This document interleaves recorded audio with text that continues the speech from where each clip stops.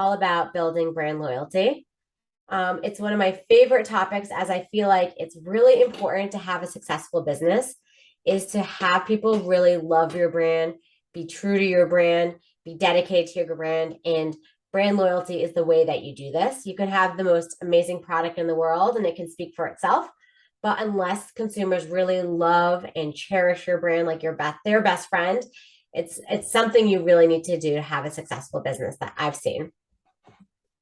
So today, we're going to learn how to build a brand that consumers absolutely love and are dedicated to. They're not just passive followers or they sign up for an email and then they delete it. They're really loyalists. We can turn social fans into brand loyalists. So you might have lots of followers, but not lots of sales. So how do you make them loyal to you? And then how do you get those repeat customers? So people may buy your product once and have a great experience, but how do you get that secondary purchase? How do you continue to build a connection with them so that they buy and buy again? And I'm going to teach you the tips of how you do that. And it's a very simple 7-step tool. So before I begin, my name is Brooke Shapiro. I've worked as a senior marketer for brands that people really, truly love. Like Taco Bell, I worked on the Hidden Valley and Coca-Cola. Those are brands where people are wearing shirts, they're putting the products on everything. And so I'm really excited to share what I've learned with all of you. I'm currently working with early stage businesses to help them grow their businesses. So I work on brands like Nama, which is infant formula, Honey Brand, Pearl, 18 Chestnut Soups, a variety of brands that really are growing how people love them. And I'm excited to share this with you. So as I mentioned, what is brand loyalty? I always like to start all of my presentations with what it actually is. So, brand loyalty is when a consumer repeatedly buys your product and they won't switch to another brand no matter price or anything because they're truly dedicated to you. So, what do you think your customers feel about your brand today? Do they love it? Do they like it? Have they just learned about it? Would they switch to another brand right away? I always like to think how people feel about my brands and how they're like, is it just a passive thing? Like they bought a bleach or do they really love the brand of bleach that they chose? So do people love your brand this much? Think of like Chobani. They are just a yogurt brand that have one of the most successful restaurants in Manhattan right now for lunch spots. Chick-fil-A, where someone had his 100th birthday party at Chick-fil-A because he loved it. LaCroix, you can see people wearing their bathing suits. Like, why would you wear a seltzer as a bathing suit? Or Harley Davidson, where the people literally have the tattoos on their bodies for the brand. So how do you get people to love your brand this much? So let's talk about how we can get customers to be loyal to you. You have to create a cult following. I know cult has like a really negative connotation, especially with all the TV shows out there about Mormonism or other religious cults out there, like Wild Things. But it really is a powerful thing to create a cult.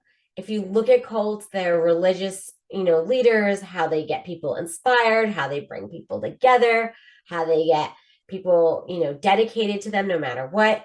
Cults are really great for your brand and take the negative connotation away and think about how you can do this for your brand. You don't need millions of dollars and there are simple things that you can do for you. So as I mentioned, I worked on Taco Bell. So one of the big things that we talked about at Taco Bell was the 7 golden rules of cult brands. We wanted to create fandom. We wanted to create a following. So there are 7 rules that we always followed at Taco Bell that I'm going to share with all of you. And this was developed by the Cult Brand Institute. So it's being really differentiated. It's about being really daring with your brand.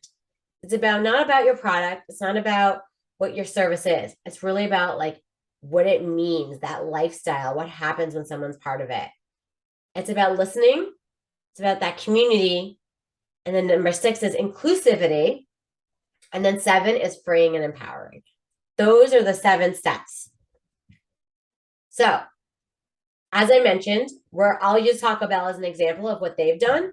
and talk about how you can do it too for your small or growing business.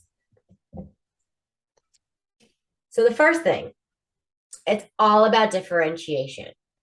As you know, there can be lots of competition out there. Competition is fine, but you need to be differentiated. Why would someone choose you? They want to be part of your group. They want to be part of something that's unique and not the same as everything else. And so for Taco Bell, they created something called Live Más Scholarship. Live Más Scholarship wasn't about, most scholarships in college are for athletes and for the smartest kids in the class, but that's only like 5% of people. There was 95% of people in college that were not getting those scholarships, that were not having these opportunities. So Taco Bell thought, okay, we're going to create a scholarship for all the people who are creators, who are musicians, who are dancers, and there aren't as many scholarships there. So I'm going to show you about a little video of Live Más Scholarship. This commercial was created by us, Live Más Scholarship. You're backing the Live Más Scholarship, which helps students like us follow our dreams. It's like becoming a chef. Or our bodies. Or a lab. Or fashion designer. And cut. Or invention. Balance and equity. Scholarship. So you can see it wasn't about, being the biggest athlete. It wasn't about scholarship. It was about all the other people out there. And you felt like they were part of a community. They were part of something. It was really different. It was something unique and people can be a part of.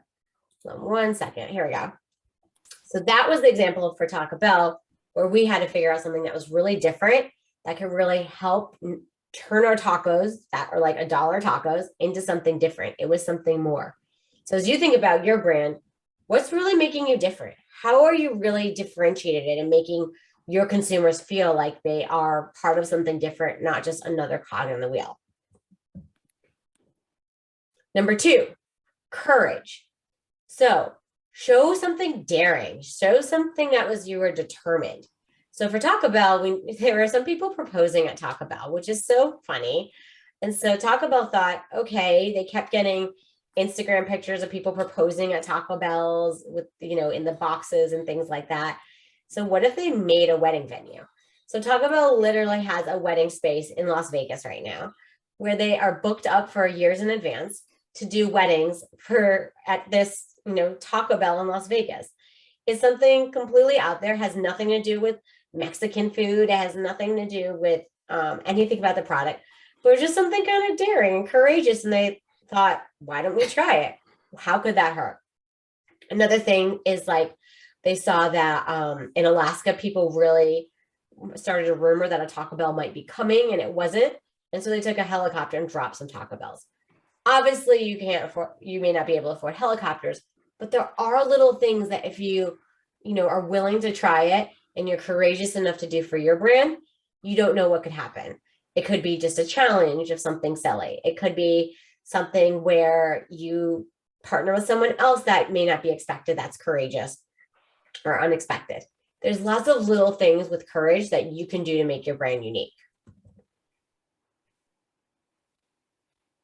Rule number 3, fun.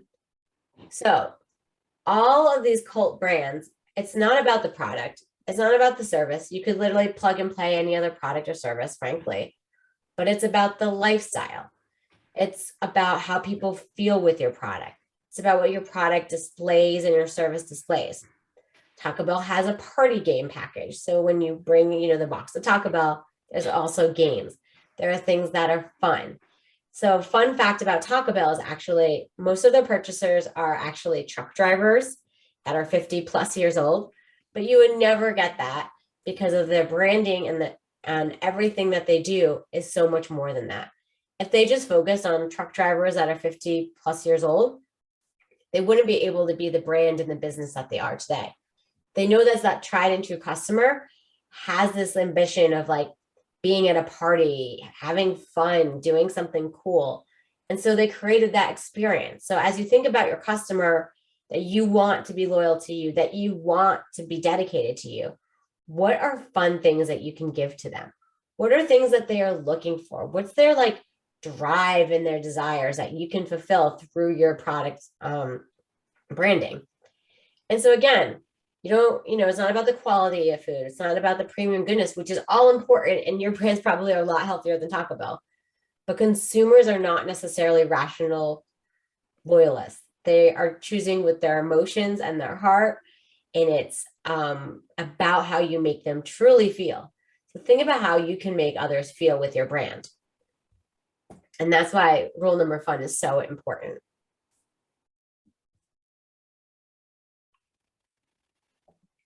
Rule 4, listening. So listen to what people who are buying or have signed up for your product are telling you. It's incredible how much information you have at your fingertips. You don't need to pay for expensive studies or do, surveys.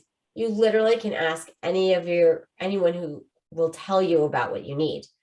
So when I worked on Taco Bell, we actually had a challenge of there were this group of people that really wanted to bring back a certain product we had years ago. It was really expensive to make the product. It was hard to get the product. From a logistics standpoint and operations, it's not great. But these few folks really loved the product, and they started a Facebook group, and they started posting, and they started, you'll see. But we were ignoring them for a long time, and finally we decided to listen to them. And by listening to them, we actually got really great content. We were able to figure out a profitable business. These people that loved our product just came to us without very little marketing. And it really was just through listening to them. If we had ignored them or just kept shooting them down, it would never be one of the most successful Taco Bell products. So here, I'll show you a video that kind of explains the program. Best heroes don't know that they're heroes. I think he truly is the hero.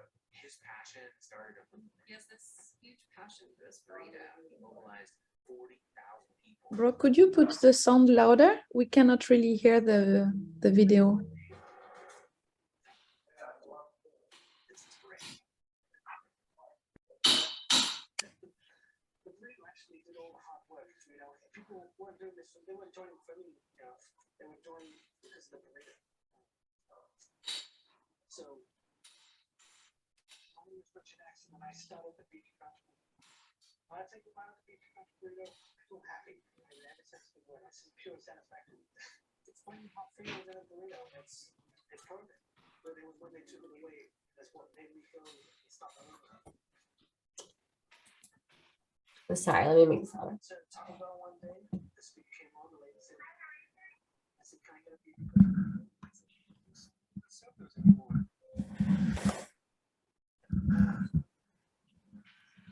Disappointment and then anger because the Beefy Crunch was part of the whole experience now for me. I drove straight home and I logged onto Facebook and I started the Facebook page, and within the first week the population of my group had exploded. Taco Bell Beefy Crunch burrito is a problem in these streets. This is life. Oh my god. This is amazing. In April of 2015, Taco Bell posted on Facebook and Twitter saying, what would you do to bring back the Beefy Crunch? And that's kind of when the craziness started. And we got thousands of tweets within minutes. This guy Justin responded saying that he would get a Beefy Crunch burrito tattoo on his arm. Since then, we've had 3 other people have tattoos I think one gal drove like 3,000 miles. just to get the Beefy Crunch burrito. It's insane. So 2015, someone has spotted it in Louisville, Kentucky. So our community was all buzzed, like, oh my god, it's coming back. Then they called me to say, no, it's not coming back nationwide. It's only going to be in Louisville. And it was a huge letdown. It was like a tease, we were all ready for it. And I don't know. There were a lot of emotions. And so I said, okay, then let's go to war. These last 4 years had to mean something, and I was putting it all out there on the table. He was essentially using his army to go onto each one of our Facebook posts. All the comments would just be about Beefy Crunch burrito. So we would receive like multiple comments, sometimes hundreds.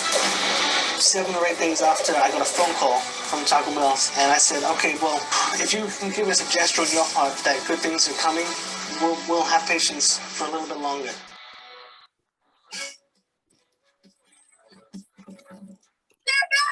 And they brought us back.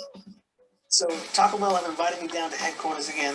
At Taco Bell headquarters, they had this timeline on that wall, and when I was there in 2011, I said I'm gonna be on that wall.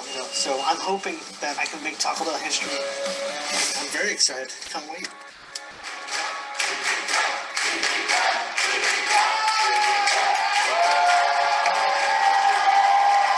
I know that we're surprising him. All right, Richard, come on up here. He'll get to meet Brian Nickel, who's the CEO of our company. We're just gonna rally behind him and just really celebrate everything that he's done. So thank you, Richard. Thank you. I think he'll be very honored to have a place on our history timeline. 2011, we got the birth of Beefy Crust. Oh, dude. Yeah. All right, it's all worth it now. This is the first time Taco Bell has ever acknowledged the movement in a way like this. It was absolutely incredible. I was not expecting that at all. You can't put words to it, really. What I've taken away from this whole thing is that it doesn't matter what it is that you're fighting for, whether it's as small as a burrito or bigger things. You do have a voice, and whatever you have a passion for, go for it, fight for it. I chose to fight for a burrito, but I hope others can find something that they're passionate for and go fight for that too. And that's our flag.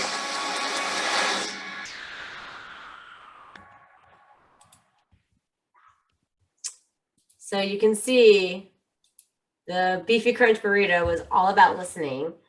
It was about, hearing someone's desire, being able to help them, giving them what they want, and helping them find their voice too. And that's really powerful. And that's what's amazing about marketing, is that as a product service, we create a brand, and we can do that for others. We can really help people find their voice. We can listen to them. We can create what they're looking for. And that's how you can get people to be really dedicated to your business. So, rule number 5, tribal imperative. So this is like community building. Create customer communities. So a lot of people, might start a Facebook group for their brand and say no one's following, or their Facebook business and not see a lot of results, or their Instagram followers may not be that high. But creating this community for consumers to really share what their passions are. If you have a fitness brand, it's like having a fitness community. It's about finance. What's like a finance community where people can ask questions and dedicate themselves. If it's about babies, like how they have questions, like really creating communities is what all humans desire. And that's how you get people to love your brand. You don't necessarily make it your brand name, like, this breast bump cushions group. You say, okay, what's the problem? We're talking about breastfeeding, or we're talking about feeding babies, or talking about, talking with other brands. So I think it's all about, knowing what the customer's needs, taking it up a level from your actual product and creating that community for them. So for Taco Bell, actually, we saw that lots of people loved music who would buy a Taco Bell. Obviously, if they were truck drivers or in cars, or most people love music. And so what Taco Bell did was, is they decided to sponsor all like startup musicians, anyone who's gigging around the country. Taco Bell opened up their actual locations so musicians could play. They gave them cards to have free Taco Bell for a year, because they know when you're starting as a musician, you may not have a lot of money. So that these people were buying Taco Bell anyways. So they gave them stipends for food at Taco Bell.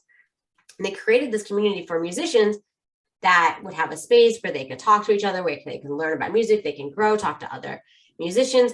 And it really created this community and another audience for Taco Bell to tap into. And it wasn't anything very expensive. It wasn't very hard. These people, giving free Taco Bell, they became the sponsors, and bigger bands like I think Lumineers, and don't quote me on that, Mumford & Sons, I think is another one. But they all, we captured them when they were smaller Taco Bell fans. And as they grow and as they nurtured our relationship, we just continued it. And that community building through musicians really helped Taco Bell have a big audience. And there's no reason, again, you can start a free Facebook group, you can start circles, but you have to engage them. You have to give them an offering. You have to provide them value to love your brand and have them share it with others. It's all about community at the end of the day. And actually, next month, I'm going to have my next webinar all about building community, what you need to do, some tools you can use to do it. I actually have my Sprinkles Parents, which is a parent organization community, which is 1,500 parents in the past 6 months. So I'd love to share with folks how you can build that community and grow your audience. So rule number 6, openness. So you need to be inclusive and welcoming to your customers. For Taco Bell, they actually started clothing brand partnerships with Forever 21 or unexpected partnerships, having openness where they're willing to have plus sizes. They knew their audience might be plus sizes. They made sure to have plus sizes. They had small sizes. You really made it inclusive to your customers. Nobody feels like they're left out. If you're a workout brand, no one feels like they're too fat to try your bar. Or if you are, a baby brand, no one's too poor to try your product. Like, it's all about making people feel inclusive, no matter what your price point, whatever you're trying to do. Even if it's premium, you can still feel inclusive enough so people feel like they belong. I teach positive parenting, and I have a 4 and a 6-year-old. 4 and a 2-year-old. And in the classes, everyone wants to feel like, every child and every person wants to feel significant, like they belong. So being open and being inclusive to people coming into your brand is going to be really important. Yes, you're right. You probably can't make everyone happy, but you can make everyone feel like they're part of something bigger. Just like you saw the Beefy Crunch movement, right? Like, everyone was included. They were part of something. The last rule for making this cult brand, having people buy your product over and over, and this brand loyalty is really about promoting personal freedom and draw into the power from your enemies. So at Taco, when I was on Taco Bell, some woman got made fun of because her makeup looked like the Taco Bell color, someone said on Instagram or Facebook at the time. And so instead of being like, oh, that's weird, Taco Bell helped her fight back and say, hey, we're going to make Taco Bell makeup using the Taco Bell colors. What do your Taco Bell colors look like? And encouraging other people to start making their makeup in Taco Bell colors and in fun ways. Literally, it's called QSR, quick service restaurant, fast food chain, can be in the makeup space. Again, that's with lots of budget. But if you think about things that are holding you back or issues for you, how do you turn into those negative comments, those negative things, and spin it in a way where you're giving your consumers freedom? You're giving them something back. You're helping them fight someone or something that they're struggling with. And that's a way that you can really build brand loyalty for your brands. So really tapping into the power from your enemies and giving them that freedom that they have permission with your brand. They can have fun with it. Again, for brand loyalty, you want your consumers to do the marketing for you. Your consumers are your word of mouth. Your consumers are telling their friends. They're inviting others to a party at your space or giving out your products to all their friends. So think of this as really building a relationship with each and every one of your consumers. So the last rule was about freedom. So just to recap, because I know there are 7, it's about differentiation. It's about being really daring. It's about being fun. It's about listening to what consumers are saying, having that tribal imperative, that community building, that they're part of something, that they're loyal, that they love it. They help you make a flavor. They help, make you create your product. That openness of like really willing to try everything, including everyone as part of it. And that freedom to have fun with your brand, to help them fight any of their problems and challenges, and that you're there for them every step of the way. That'll help you have brand loyalty. That'll have consumers share your product for you and be your marketers for you and really help with your marketing. And again, yes, I gave the example of Taco Bell and Harley Davidson, all these big brands, but there's no reason to take these, that you can't take these learnings and do it in a small scale for you and have it work for you. And I'm here every step of the way to help you every month through my webinars. If you want to work one-on-one, let me know what I can do to help you with your business. So feel free to check out and sign up for my upcoming webinars. I have community building next month. I have retailer marketing. So if you're a product that's in a store or like the online space of a store, like Amazon.com or Target.com, Walmart.com, wherever those online retailer spaces are, I'm going to share tips and tricks. I have powerful partnerships in January. So how you can make partnerships that make sense for you.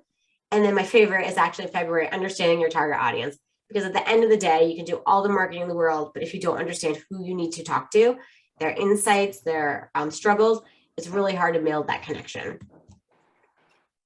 So as I mentioned, next month, would love to see you at my community building 101. We'll teach you how to build that community, have that following, how to connect with consumers, how to get insights, how to get them to truly love you. And let's stay in touch. Feel free to scan my QR code, set up time to chat. I love having informational sessions with folks to see